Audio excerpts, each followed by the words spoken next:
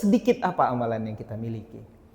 Kita masih berbaik sangka kepada Allah karena Allah tidak tunjukkan berapa dosa yang kita miliki. Maka itu pula tadi kita mendengarkan imam kita memimpin sholat dengan membaca surah An-Nazi'at. Pada akhir ayatnya ada ayat yang luar biasa, yas'alunaka 'anis sa'ati ayyana mursaha. Banyak orang bertanya kepada Nabi tentang kiamat, kapan kiamat itu? Dalam satu riwayat Nabi lagi ngisi pengajian dengan sahabat-sahabatnya menceritakan tentang kiamat. Semua sahabat ketakutan mendengar berita tentang kiamat tersebut. Nah, terus ada orang Badui itu orang Arab tapi tinggalnya di kampung. Dan kehidupannya kehidupan di kampung. Kalau orang-orang Makkah, Madinah, Nabi sedang menyampaikan berita tentang kiamat, nangis sudah, takut, tidak ada yang berani ngomong. Tapi kalau orang Badui ini orang-orang yang polos. Nah, terus ada yang komen orang Badui ini, Nabi, dari tadi Nabi itu cerita tentang kiamat, tapi kok tidak ada tanggalnya, tidak ada waktunya. Kapan kiamat itu? Nah, salah satunya itu. Ada orang Badui bertanya kepada Nabi, Arab Badui. Dan kepolosan inilah yang kemudian ternyata memberikan kita banyak sekali ilmu pengetahuan. Karena kalau sahabat-sahabat yang lain tidak berani bertanya ke Nabi. Orang Badui ini bertanya kepada Nabi, sahabat lain ngeliatin aja.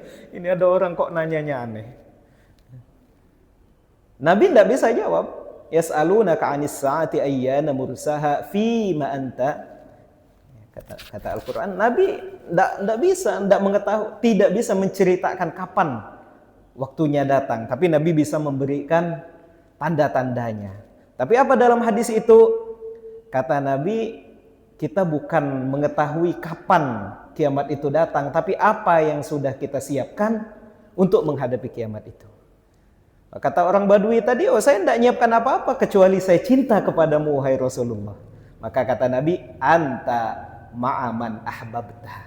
Engkau akan senantiasa bersama dengan siapa yang engkau cintai. Ini salah satu nikmat yang Allah berikan kepada kita, karena amalan bahkan ajal kita tidak disebutkan kapan. Karena itu kita senantiasa semangat. Kalau kita sudah tahu, ajal kita masih sekian tahun lagi, mungkin tidak akan semangat. Nanti semangatnya mendekati ajal saja. Tapi karena tidak diberitahu, amalan-amalan kita tidak ditunjukkan, mana yang diterima, mana yang tidak, dosa kita tidak ditampakkan, selalu kita punya semangat untuk beribadah dengan harapan agar ketika kita meninggal dalam posisi sedang beribadah kepada Allah Subhanahu wa taala. Atas segala nikmat itu senantiasa kita ucapkan alhamdulillahirabbil alamin. Salawat dan salam kepada baginda Rasulullah sallallahu alaihi wasallam. Allahumma salli wa sallim wa barik ala sayyidina Muhammad wa ala alihi wa sahbihi ajma'in. Ma'asyiral hadirin yang dimuliakan oleh Allah Subhanahu wa taala. Pada pekan yang lalu kita sudah membahas ayat yang menurut mayoritas ulama dan khususnya dalam mushaf kita merupakan ayat pertama dari surah Al-Baqarah. Alif Lam Mim, di mana sepakat ulama-ulama qiraat dengan cara membacanya. Alif Lam Mim. Sudah kita sampaikan pekan lalu bahwa di antara hikmahnya ada huruf-huruf muqatta'ah itu mengajarkan kepada kita bahwa dalam ilmu agama harus ada sanad. Harus belajar dari guru ke murid terus yang bersambung sampai kepada Rasulullah sallallahu alaihi wasallam, sehingga bisa kita membedakan mana alif lam mim, mana alam tara kaifa fa'ala rabbuka bi ashabil fil. Karena semuanya sama-sama dimulai dengan alif, lam dan mim, tapi cara membacanya berbeda. Maka pada ayat ini insya Allah kita pada kesempatan kali ini kita melangkah masuk pada ayat berikutnya. Dzalikal kitabu la raiba fihi hudal lil muttaqin. Kitab Al-Quran ini tidak ada keraguan di dalamnya. Ia merupakan petunjuk bagi orang-orang yang bertakwa. Ma'asyiral hadirin yang dimuliakan oleh Allah, sebelum kita masuk penjelasan detail ayatnya, ulama menjelaskan bahwa ada kaitan antara Al-Baqarah ini dengan surah Al-Fatihah. Ketika di surah Al-Fatihah, Allah mengajarkan kepada kita untuk meminta pertolongan. Wa iyyaka nasta'in, dan pertolongan utama yang kita mintakan setiap hari itu adalah ihdinas siratal mustaqim. Kita minta diberikan petunjuk. Ihdina, beri kami petunjuk. Maka para ulama menjelaskan di ayat kedua ini sudah ada jawaban dari permintaan itu. Hudan lil muttaqin. Inilah petunjuk bagi orang-orang yang bertakwa. Sehingga apa yang diminta dalam surah Al-Fatihah itu langsung Allah bayar kontan di surah Al-Baqarah ini dengan mengatakan Al-Quran itulah yang berisi petunjuk yang senantiasa kita minta dalam surah Al-Fatihah. Ayat ini dimulai dengan ungkapan dzalika. Dalam bahasa Arab, dzalika itu biasa dipakai untuk menunjuk sesuatu yang jauh. Dzalika, itu jauh. Kalau dekat, hadza. Tetapi ulama mengatakan juga bahwa dzalika itu bukan hanya untuk menunjuk yang jauh. Dia juga bisa dipakai untuk menunjuk sesuatu yang agung. Maka kata ulama, dzalikal kitabu artinya bukan kitab itu, tapi kitab ini. Dipakai dzalika di situ untuk menunjukkan bahwa Al-Quran senantiasa berada pada posisi yang tinggi. Dari segala hal, dari susunan katanya, dari maknanya, dari kisahnya, dari isyarat ilmiah yang ada di dalamnya. Mayoritas ulama memahami dzalikal kitabu, al-kitabu di sini maknanya adalah Al-Quran. Ya, dalam bahasa Arab, kitab itu bermakna menggabungkan satu kulit dengan kulit yang lain kemudian dijahit. Itu makna asal kataba. Kemudian dalam pengembangannya digunakan untuk mengumpulkan huruf demi huruf. Huruf dikumpulkan demi huruf dengan tulisan, maka itu disebut sebagai kitab, tulisan. Walaupun ketika ayat ini Al-Quran belumlah menjadi satu kitab seperti yang kita kenal sekarang. Al-Quran pada masa Nabi itu tidak turun dalam bentuk mushaf. Al-Quran turun kepada Nabi, Nabi menghafal, kemudian Nabi panggil sahabatnya menghafal. Nah, ketika menghafal itu, sebagian sahabat disuruh menulis. Tetapi menulisnya bukan dalam buku. Ya, karena saat itu masih terbatas medianya. Kertas memang sudah dikenal.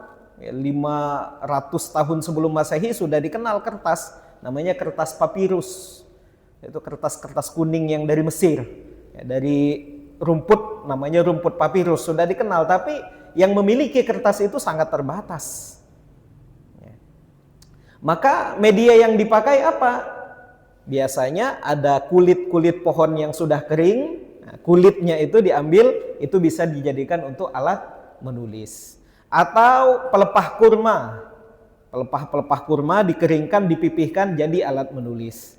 Atau nanti ada juga yang menulisnya di kulit-kulit binatang. Itu juga ditulis. Tetapi tidak dalam bentuk mushaf. Al-Quran baru dikumpulkan menjadi mushaf itu nanti pada zamannya Khalifah Abu Bakar. Baru dikumpulkan jadi satu bundel, disebut namanya mushaf, tapi belum ada titik, belum ada baris, dan hurufnya masih misah-misah. Dan itu tidak dibaca mushaf itu. Mushaf itu disimpan. Satu-satunya mushaf utama itu disimpan.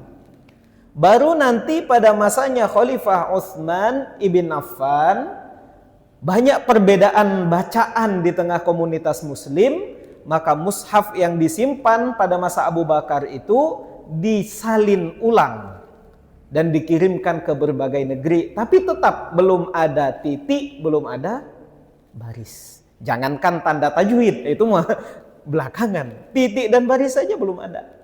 Tanda pemisah ayat aja belum ada. Maka wajar nanti kalau ada ulama berbeda pendapat tentang jumlah ayat Al-Quran. Karena jumlah ayat Al-Quran yang sekarang, yang kita baca di mushaf sekarang, itu sudah pengembangan belakangan, ditentukan mana ru'usul ayah. Ru'usul ayah itu artinya ujung-ujung ayatnya. Ya, sampai kita lihat ada nomor urutnya, itu belakangan. Dulu belum ada. Zaman Sayyidina Utsman belum ada titik, belum ada baris. Maka itu setiap belajar Al-Quran, walaupun sudah ada mushafnya, selalu diiringi dengan satu guru yang menghafal Al-Quran dengan bacaan yang sampai kepada Nabi Shallallahu Alaihi Wasallam. Jadi bukan sahabat dulu bukan membaca dari mushaf, betul-betul belajar langsung dari guru. Baru nanti pada masa Sayyidina Ali ditambahkan baris dulu, baru titik. Barisnya dulu. Ditambahkan baris, baru nanti belakangan dipisahkan. Mana itu jim, mana itu ha, mana kha, mana ba, ta, sa, ya, dipisahkan dengan adanya titik-titik. Sod dengan dot dipisahkan dengan titik, itu belakangan. Di situ juga nanti belakangan baru ditambahkan ayat-ayatnya. Pertama 10 ayat dulu. Baru kemudian dipisah, oh ini ayat pertama, ini ayat kedua, ayat ketiga, dan seterusnya. Dan itu semua adalah ijtihad dari para ulama. Memang tidak ada zaman Nabi belum ada. Ya, tapi karena Al-Quran ini diajarkan dari guru ke guru yang bersambung kepada Nabi, sehingga ijtihad itu punya dasar, punya landasan. Nah, meskipun Al-Quran itu belum ditulis pada masa itu, tapi ini juga menjadi isyarat, kata para ulama. Kenapa Al-Quran disebut Alkitab? Ini isyarat bahwa Al-Quran nanti akan diwariskan, salah satunya melalui tulisan-tulisan, melalui mushaf-mushaf, yang kemudian sampai kepada kita belajarnya dari mushaf. Mayoritas kita membacanya mushaf terbitan Mesir, 1923-24. Itu mushaf yang beredar di dunia muslim sekarang. Ya. Itu cetakan Mesir, walaupun yang terbaru nanti yang sekarang banyak yang cetakan Madinah. Maka beda bentuk, tanda-tanda wakofnya beda, tanda-tanda barisnya beda. Tapi itu tidak masalah karena memang Al-Quran sejak awal tidak punya baris, tidak punya titik. Jadi tidak masalah. Beda-beda tanda wakof itu tidak masalah. Itu hanya ijtihad dari para ulama. Dalikal kitabu, Al-Quran yang agung luar biasa itu, la raiba fih, tidak ada sedikit pun raib. Raib itu maknanya keraguan, ragu-ragu yang diiringi dengan prasangka buruk. Itu keraguan. Orang yang mau menggunakan akal fikirannya secara benar tidak mungkin ragu dengan kebenaran Al-Quran. Ini kata para ulama. Di luar sana ada yang ragu terhadap kebenaran Al-Quran, tapi kalau keraguannya itu dibuktikan secara logis, secara empiris, ilmiah, maka keraguannya pasti akan hilang. Sebelum masuk ke pembahasan itu, ulama membedakan beberapa hal dalam strata atau level pengetahuan. Ada yang disebut yakin. Yakin itu, kata para ulama, mengetahui sesuai dengan kenyataannya. Itu namanya yakin. Mengetahui sesuai dengan realitasnya. Itu yang disebut yakin. Walaupun nanti ternyata ulama juga ada yang membagi-bagi lagi. Yakin itu ada yang dibagi nanti menjadi ainul yakin. Ada yang hakul yakin. Ada tingkatan-tingkatannya lagi yakin itu. Yakin itu kurang lebih begini. Ada orang mengatakan di Mekah itu ada Ka'bah. Kita misalnya belum pernah ke Mekah, maka kita berdoa yang di majelis ini Allah kasih kesempatan ke Mekah. Kalau belum, semoga Allah kasih kesempatan. Kalau sudah, semoga dikasih kesempatan untuk mengunjungi kembali. Minimal kalaupun belum hadir ke sana, ada riwayat mengatakan barang siapa yang setelah sholat subuh i'tikaf di masjid, berzikir kepada Allah Subhanahu wa taala sampai suruk, sampai terbit matahari, pahalanya sama dengan umrotan taman, umroh yang sempurna. Insyaallah dihitung sebagai pahala oleh Allah Subhanahu wa taala. Yakin kita, kenapa yakin? Karena informasinya sudah disampaikan oleh orang banyak. Itu yakin. Tapi kemudian kita sampai ke Mekah melihat dengan sendiri, itu namanya ainul yakin.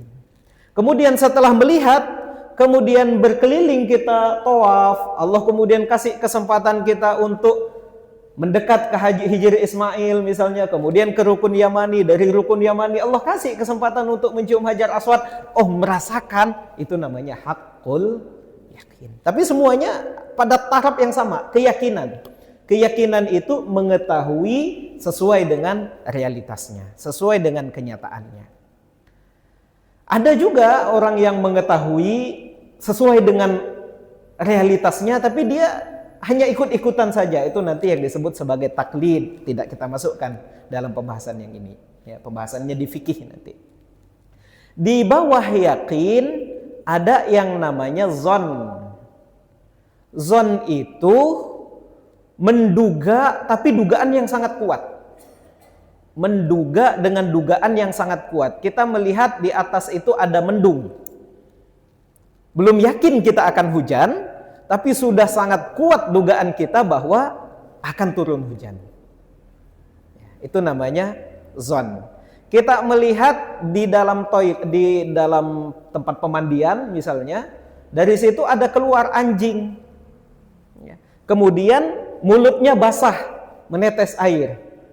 Kita belum yakin itu anjing sudah minum air di dalam tempat pemandian tadi atau belum, tapi menduga kuat bahwa dia sudah minum karena ada buktinya. Tapi belum yakin, itu hanya zon, menduga kuat. Di bawahnya ada syak. Syak itu ragu-ragu. Syak itu ragu-ragu, 50-50. Kalau zon tadi mungkin 75% lah. Kalau syak, ragu. Ragunya 50-50, 50-50. Ada anjing tadi keluar dari WC, dari tempat pemandian, mulutnya tidak basah, badannya tidak basah. Ya ragu kita. Ragunya kenapa? Karena dia baru keluar dari tempat itu. Tapi dibilang yakin dia minum atau enggak ada korinahnya, tidak ada indikatornya. Itu namanya syak. Kalau ragu itu diiringi dengan prasangka buruk, itu namanya roib. Jadi sama 50%, tapi kalau syak itu dia netral saja, ragunya netral. Kalau roib, ragu, tapi ragunya itu ada kayaknya nggak bener ini itu dalam hatinya. Ada di bawahnya lagi waham. Waham itu ragu tapi mendekati ketidaktahuan. Ragu mendekati ketidaktahuan. Nah, ini penting nanti kalau di pembahasan di fikih, khususnya pembahasan tentang tayammum karena tidak ada air. Nah, kapan harus mengulang sholat? Nanti dibahas oleh para ulama. Kalau zon menduga kuat ada jarak air dalam radius berapa meter, atau waham menduga lemah ada air dalam jarak yang lebih jauh. Nah, itu nanti dalam fikih pembahasan detailnya. Tapi ulama membaginya begini. Yang terakhir jahal. Jahal itu tidak tahu sama sekali atau mengetahui berbeda dengan kenyataannya. Tahu tapi yang dia tahu berbeda dengan kenyataannya. Nah, itu namanya jahal. Untuk membuktikan kebenaran Al-Qur'an, untuk komunitas-komunitas Arab saat itu ada yang ragu, ada yang roib, ada. Tapi Al-Quran berani mengatakan kalau memang mau dibuktikan secara real, secara logis, secara empiris, maka keraguan itu pasti akan hilang. Maka Al-Quran menantang manusia untuk menunjukkan adakah sisi-sisi kemanusiaan dalam kitab Al-Quran itu. Adakah kitab yang bisa dibandingkan dengan Al-Quran itu? Kalau ada, berarti ada sisi kemanusiaan di dalamnya. Tapi kalau tidak ada, berarti memang bukan berasal dari manusia dan tidak pantas untuk ragu terhadap kebenaran Al-Quran sedikit pun. Dalikal kitabu la roib. Maka Al-Quran menantang kepada jin dan manusia. Pertama, disuruh dulu membuktikan kebenaran ilmiah Al-Quran. Adakah kitab yang gaya bahasanya sama dengan Al-Quran? Ada atau enggak? Enggak ada. Adakah kitab yang maknanya sama dengan Al-Quran atau tidak? Enggak ada. Adakah kitab yang dibaca berkali-kali tidak bosan sama seperti Al-Quran? Al-Quran itu berulang kali, isinya 30 juz. Sejuz itu kurang lebih 20 halaman, kurang lebih 600 halaman. Adakah kitab sastra manapun yang dibaca tiap hari tapi tidak bosan membacanya selain Al-Quran? Tidak ada. Silakan sebutkan apa yang terkenal, Mahabharata misalnya. Kita baca sekali bosan sudah, Pak. Sudah tahu ceritanya, sudah tahu. Dan sudah bosan untuk membaca lagi. Kalau ada yang suka sastra, mungkin di Indonesia ada karya-karya besar. Misalnya karyanya Pramudia Anantatur itu, ya, empat buku itu. Kalau membacanya pertama luar biasa hebatnya, tapi baca 2 kali, baca 3 kali sudah bosan. Paling-paling ada yang berani baca 10 kali, itu pun sudah banyak di skip, sudah banyak dilompat-lompat karena sudah tahu jalan ceritanya. Tapi Al-Quran setiap hari dibaca, tidak pernah bosan kita membacanya. Adakah kitab yang mampu dihafalkan dengan begitu mudahnya sama seperti Al-Quran? Ya, bahkan anak kecil umur 2 tahun saja ya sudah bisa ngomong. Kalau diajarkan Al-Fatihah, tidak usah diajarkan, diputarkan Al-Fatihah, dibacakan Al-Fatihah 40 kali di dekatnya. Coba suruh nyambung, dia sudah bisa tuh nyambung dikit-dikit. Adakah kitab yang hampir seluruh masyarakat Indonesia hafal, walaupun tidak seluruhnya, ya, minimal surah Al-Fatihah dan surah Yasin. Kita surah Yasin nggak ngapalin, Pak, tapi kalau ada yang mimpin bisa ngikut. Walaupun kadang-kadang ngikutnya Yasin sama terakhirnya Turjamun. Ya minimal bisa baca. Adakah yang begitu? Nggak ada. Artinya kalau ragu dengan kebenaran Al-Quran, yuk sandingkan. Dan perlakukan hal yang sama kepada kitab-kitab yang lain. Apakah kitab-kitab yang lain punya gaya bahasa yang sama dengan Al-Quran? Apakah kitab-kitab yang lain itu punya keindahan makna seperti keindahan Al-Quran? Apakah kitab-kitab yang lain itu bisa dihafal seperti Al-Quran? Ada yang bisa menghafalnya, tapi tidak jutaan atau miliaran manusia seperti menghafal Al-Quran. 14 abad, 15 abad masih ada yang menghafalkan sampai sekarang. Dan sanadnya tersambung. Bahkan Al-Quran berani menantang. Tantangannya berlaku dari dulu sampai sekarang dan tak akan ada yang mampu. Pertama, kulla in ijtama'atil insu wal jin. Kalau seluruh manusia sak dunia ini, dari mulai mana paling ujungnya dunia ini, dari mulai blok barat sampai blok timurnya, anggaplah Amerika dengan Rusia tidak pernah perang, anggaplah begitu, bersatu mereka. Anggaplah misalnya kemarin Rusia dengan Israel bisa duduk bareng, bersatu, ngumpul semuanya untuk membuat Al-Quran tandingan. Tidak perlu manusia, panggil jinnya sekalian. Kulla in ijtama'atil insu wal jin ala ayyatu bimithli hadzal Qur'an. Untuk membuat Al-Quran serupa, la ya'tuna bimithlihi walau kana ba'duhum li ba'din zahira. Tidak akan pernah sanggup.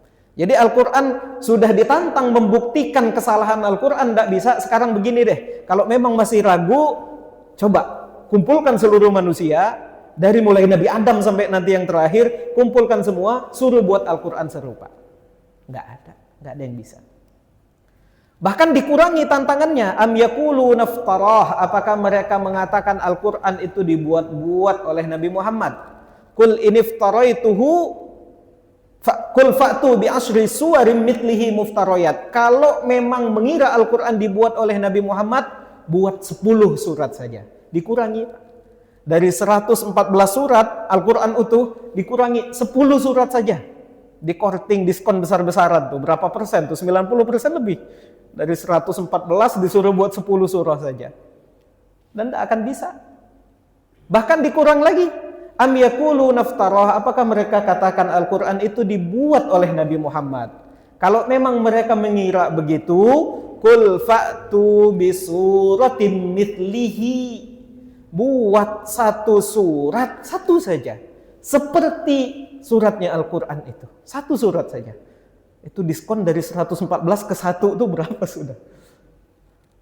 Tidak akan bisa. Di ayat lain, wa in kuntum fi raibin, kalau masih ragu dengan kebenaran Al-Quran, fa'tu bisuratim min mithlih, buat satu surah saja, tapi yang membuatnya itu harus punya ciri-ciri seperti yang dituduhkan, ciri-ciri seperti Nabi Muhammad. Kenapa? Nabi Muhammad itu buta huruf. Sekarang cari orang yang buta huruf, tidak pernah belajar membaca menulis, suruh buat satu surah seperti Al-Quran. Jadi walaupun ayatnya beda, ayatnya mirip, menantang satu surah, ini lebih berat lagi. Bahkan tidak perlu yang seperti Nabi Muhammad, dia pribadinya, semua manusia lah, silakan siapapun coba membuat satu surah. Satu surah itu minimal 3 ayat kalau dalam Al-Quran. Ya, sependek-pendeknya 3 ayat. Misalnya Al-Kautsar. Inna a'tainakal kautsar fasholli li rabbika wanhar inna syani'aka huwal abtar. Ayat ini kata para ulama turun ketika Nabi kehilangan anak laki-lakinya, meninggal. Sehingga ada Al-As bin Wa'il mengatakan Nabi itu abtar. Nabi itu putus nasabnya karena tidak punya anak laki-laki. Putus katanya nasabnya. Kemudian turun, Nabi sedih, turun ayat ini, inna a'tainakal kautsar. Bukankah kami sudah memberikanmu banyak sekali nikmat? Di antara nikmatnya adalah nikmat Al-Kautsar, telaga yang Allah sediakan. Nanti Nabi menunggu setelah padang mahsyar, Nabi menunggu di situ, umat-umatnya yang diselamatkan datang meminum dari telaga Kautsar itu. Siapa yang sudah minum dari telaga Kautsar itu tidak akan merasa haus lagi seumur hidupnya. Jadi menceritakan tentang nanti tuh di akhirat tuh sudah inna a'tainakal kautsar. Sudah dikasih nikmat yang banyak. Ini ujian kecil kehilangan anak. Nanti Nabi mendapatkan syafaat untuk menolong umat-umat yang jauh lebih banyak. Fasholli li rabbika wanhar, karena itu dirikanlah salat ibadah kepada Allah. Wanhar, sembelihlah, berkurbanlah, sembelih binatang kurban. Berarti hubungannya hubungan sosial. Baru 2 ayat sudah bicara tentang ibadah dan muamalah. Inna syani'aka, sesungguhnya yang mengejekmu itulah yang abtar, yang terputus keberkahan dan terputus nasabnya. Maka tidak ada sampai sekarang orang mengaku keturunan Abu Jahal. Tidak ada yang mengaku keturunan Al-As bin Wa'il. Tapi yang menjadi keturunan Nabi Muhammad SAW sampai kiamat insya Allah masih ada. Karena kita yakin betul bahwa Imam Mahdi itu adalah keturunan Nabi Muhammad SAW. Tidak abtar ternyata, yang mengejek Nabi yang abtar. Nah sekarang datangkan satu surat yang punya keindahan bahasa rimanya. Inna a'tainakal kautsar. 4 huruf terakhir itu fathah, sukun, fathah, sukun. Fasholli li rabbika wanhar, fathah sukun ujungnya ra. Inna syani'aka huwal abtar, fathah sukun. Rimanya sama, tapi bukan cuma rima, maknanya pun sama. Ada yang pernah mencoba membuat, ada namanya Musailamah Al-Kadzdzab. Pernah membuat, dia buat surah Al-Fil. Ayat pertamanya Al-Fil, ayat keduanya Mal-Fil. Wa ma adraka mal-fil lahu dzambun tawil, terus dan seterusnya. Gajah, apa itu gajah? Tahu nggak kamu apa itu gajah? Gajah itu punya belalai yang panjang. Gajah itu punya telinga yang lebar. Sampai ujung ayat bicara tentang gajah. Ada surah lain dia buat Difda, ya, surah kodok, isinya tentang kodok sampai ayat pertama sampai akhir. Tidak sebanding sedikit pun dengan keagungan Al-Quran. Maka kalau memang masih ragu dengan kebenaran Al-Quran, ayo ditantang. Dan kalau tidak bisa menjawab tantangan itu, maka tidak layak satupun manusia memiliki rasa ragu terhadap kebenaran Al-Quran. Zalikal kitabu la raiba fihi hudal lil muttaqin. Ada 2 cara membaca dalam ayat ini. Kalau kita lihat dalam mushaf, itu ada tanda, mestinya agak naik sedikit, cuman saya nyari simbolnya susah. Ada tanda 3 begini Pak ya, kalau kita buka dalam mushaf. Ya, mushaf manapun insya Allah ada tanda 3, titik 3 di atas hudan, di atas fihi. Itu namanya mu'anaqah. Mu'anaqah itu kita bisa memilih waqaf di titik 3 yang pertama, berarti wasol di titik 3 yang kedua. Atau kita wasol di pertama, berarti waqaf di titik 3 yang kedua. Maka cara bacanya bagaimana? Kalau dalam mushaf Imam Hafiz, mayoritas membacanya la raiba fih hudal lil muttaqin. Oh, sorry, maaf. Ini bukan di hudan ya, di roib. Allahu karim. Sebentar. Ya. Ini di, oh nggak bisa juga ya. Ya, nanti dibenerin. Titik 3-nya itu di roib. Sebentar. Kok hilang? Ya, titik 3-nya di roib, di atas roib. La roiba fih, bukan di hudan. Di sini ya, mohon maaf. Nanti kita benerin filenya.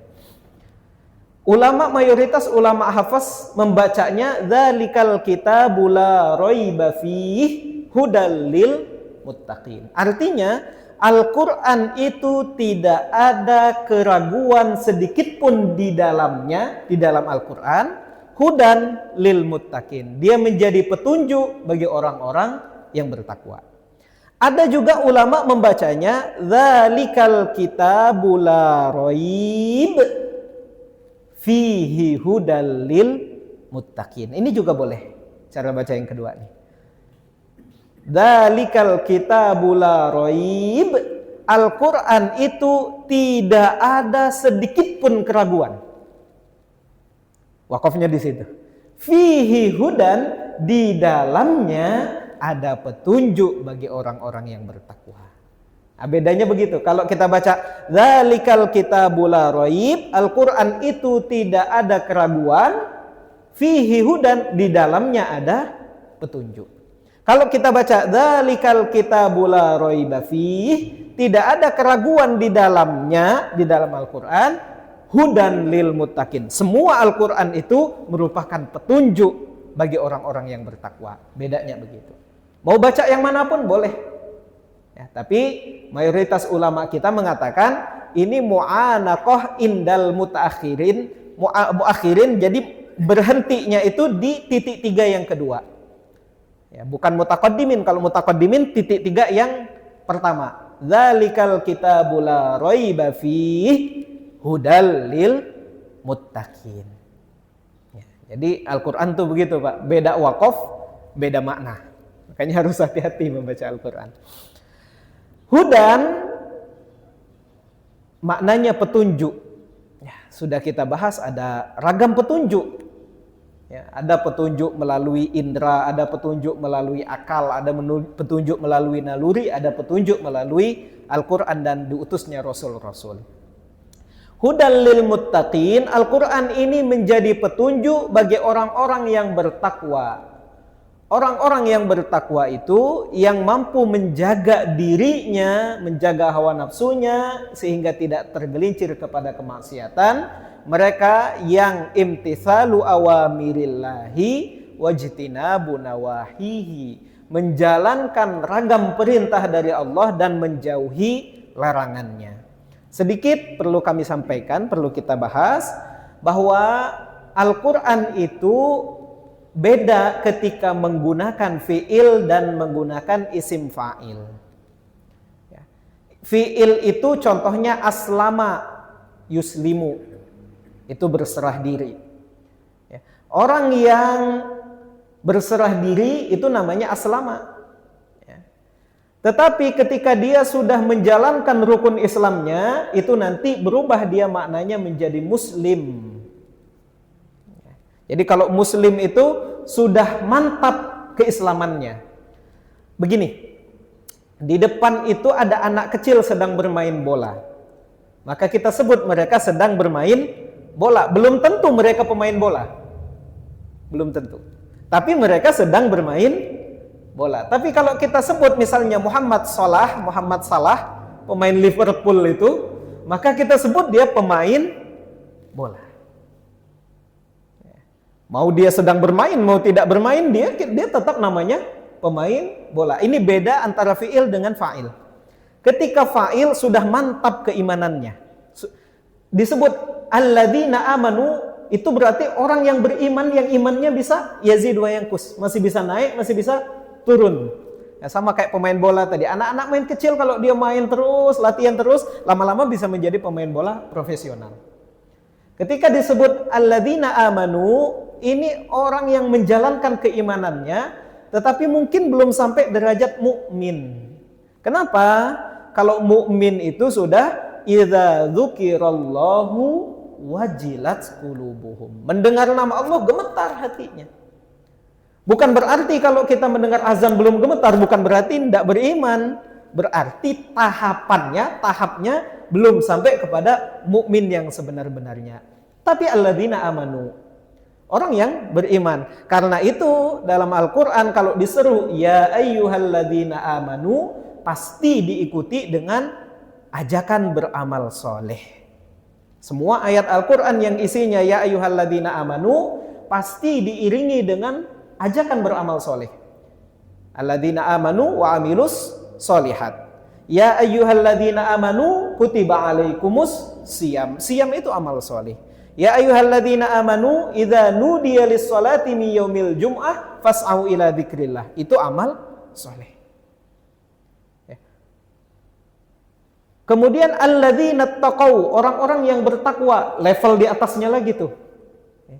Tapi nanti ada di atasnya lagi kalau sudah melekat keimanannya, menjauhi larangan, menjalankan perintah, maka menjadi muttaqin, orang-orang yang sudah menetap ketakwaannya. Itulah yang disebut ittaqullaha haqqa tuqatih. Nanti akan kita temukan banyak pembahasan dalam Al-Quran. Kapan Al-Quran menggunakan fi'il, kapan Al-Quran menggunakan isim fa'il atau menggunakan fa'il. Nanti berbeda posisinya. Al-Quran itu sebenarnya petunjuk untuk seluruh manusia. Sebenarnya Al-Quran itu adalah petunjuk untuk seluruh manusia, tetapi yang mau menggapai petunjuk itu hanyalah orang-orang yang bertakwa. Allah jelaskan, walau ja'alnahu Qur'anan a'jamiyyan laqalu laula fussilat ayatuh. Seandainya kami menjadikan, kata Allah, bacaan Al-Quran itu selain bahasa Arab, ajam itu selain bahasa Arab, niscaya mereka mengatakan, mengapa ayat-ayatnya tidak dijelaskan dalam bahasa yang kami pahami? Ajami wa Arabi, katakanlah Nabi Muhammad, Al-Quran apakah patut dalam bahasa Arab, selain Arab, sedangkan Rasul adalah orang Arab? Kul huwa lilladzina amanu hudaw wa shifa. Katakan bahwa Al-Quran itu bagi orang yang beriman adalah petunjuk sekaligus obat penyembuh. Walladzina la yu'minun, sementara mereka yang tidak mau beriman, fi adhanihim waqra, mereka meletakkan penyumbat di telinga mereka.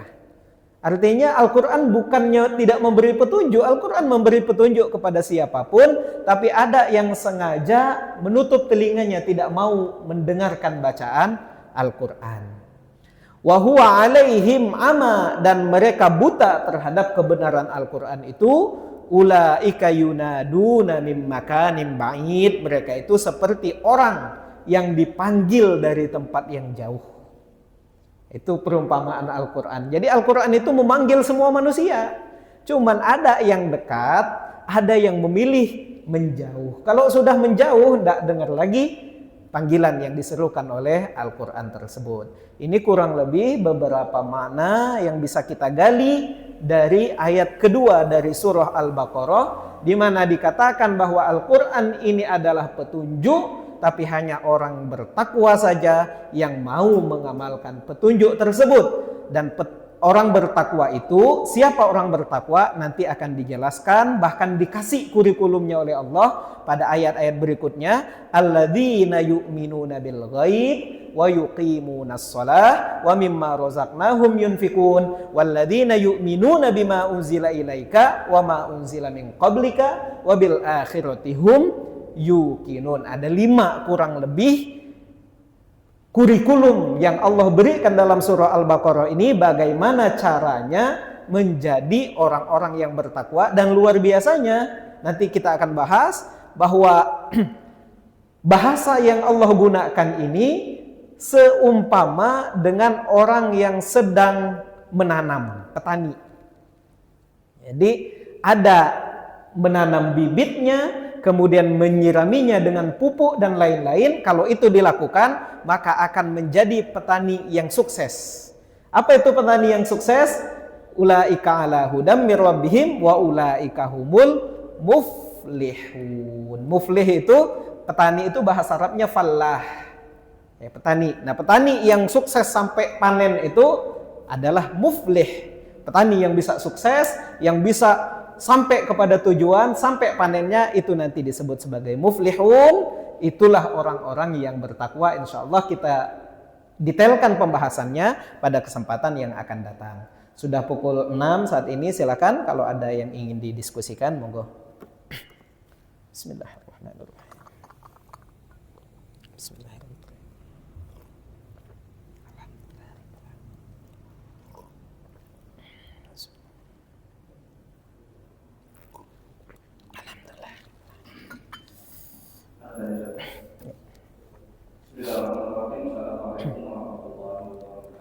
Waalaikumsalam warahmatullahi wabarakatuh. Bismillahirrahmanirrahim. Tadi yang disampaikan Bapak meningkatkan pengetahuan itu ada lima. Yakin, zon, syak, tauhid, terus waham, dan kalau dalam fikih Ustaz, itu ada tuhmah. Nah, tuhmah itu apakah sama dengan raib atau masuk di waham? Tuhmah. Iya.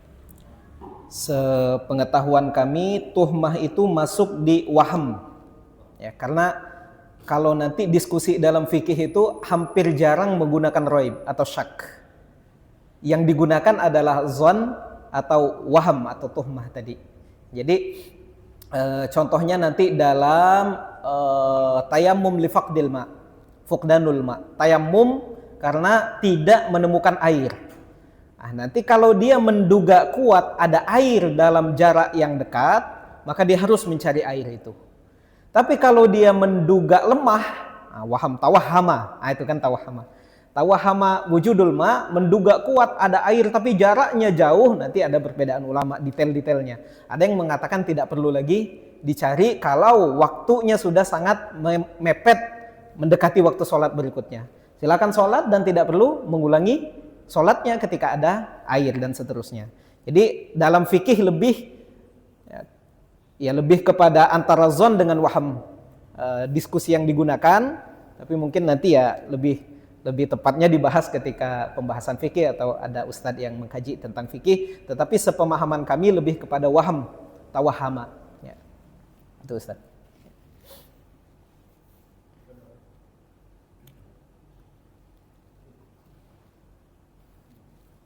Ya. Cukup. Ya, monggo.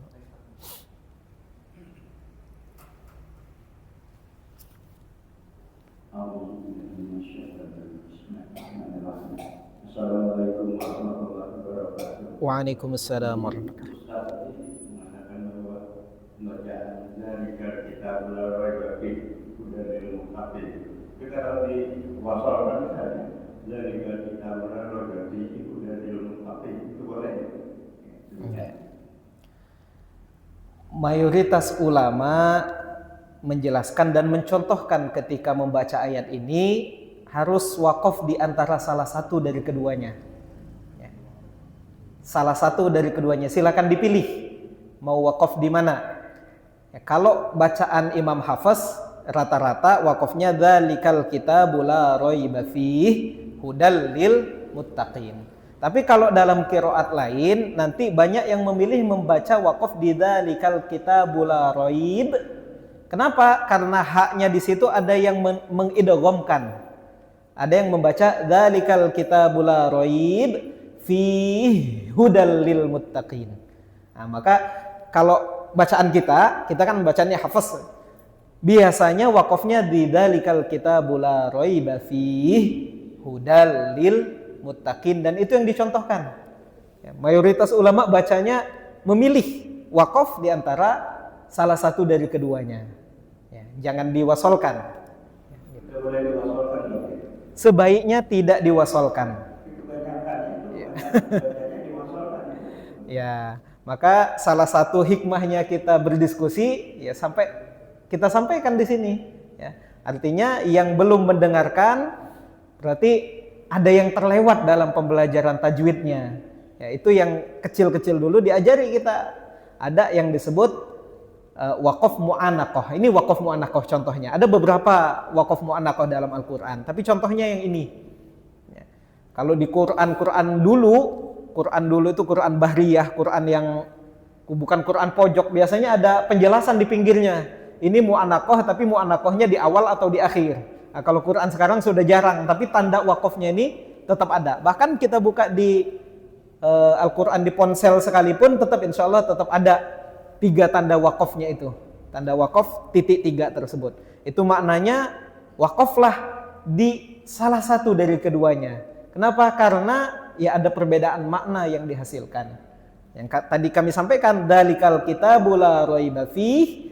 Al-Quran itu tidak ada keraguan sedikit pun di dalamnya. Nah, titik koma di situ, hudan, ia menjadi petunjuk. Atau dalikal kitabul la raib, di Quran itu sama sekali tidak ada keraguan, baik di dalamnya maupun tentang Al-Qur'annya. Fihi hudan, dan di dalamnya ada petunjuk bagi orang-orang yang bertakwa yang mau menggunakan petunjuk. Jadi sebagaimana diajarkan oleh guru-guru kita, maka kita dawamkan dari sekarang, mulai biasakan untuk membaca wakaf di salah satu dari keduanya. Ya, sama nanti juga di surah Yasin itu ada wakaf lazim yang sering dilanggar itu. Nanti kalau ada kesempatan kita buka juga pembahasan nanti di surah Yasin tersebut. Gitu, Ustaz ya. Ya. Monggo, masih ada? Ya.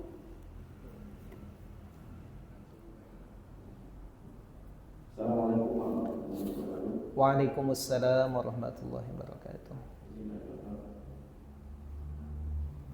Al-Quran Mushaf Madinah itu ada beda dengan surat Al-Asr.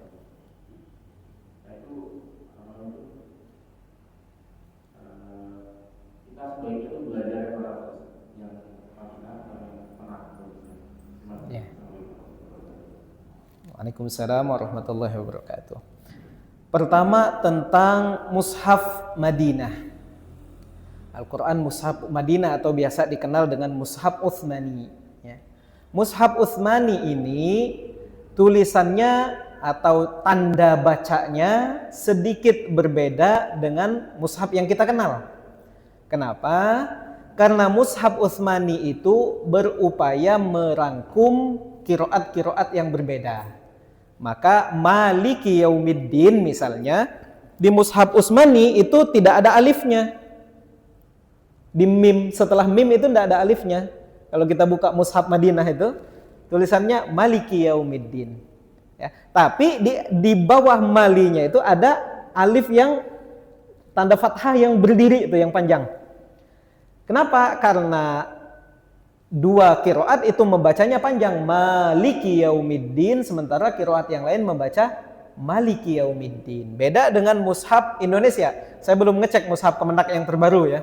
Sudah menyesuaikan atau belum. Kalau Mushaf Indonesia mengikuti cara baca mayoritas masyarakat Indonesia, maka menggunakan cara bacanya Imam Hafaz, Malikinya ada alif ya. Maliki Yaumiddin ada alif setelah mimnya. Mana yang lebih bagus? Bagus semuanya. Bagus semuanya. Untuk memudahkan pembelajaran yang baru belajar, nggak apa-apa mau baca Mushaf Kemenak, nggak apa-apa. Karena memudahkan, bahkan di situ ada tanda-tanda tajwidnya kan begitu.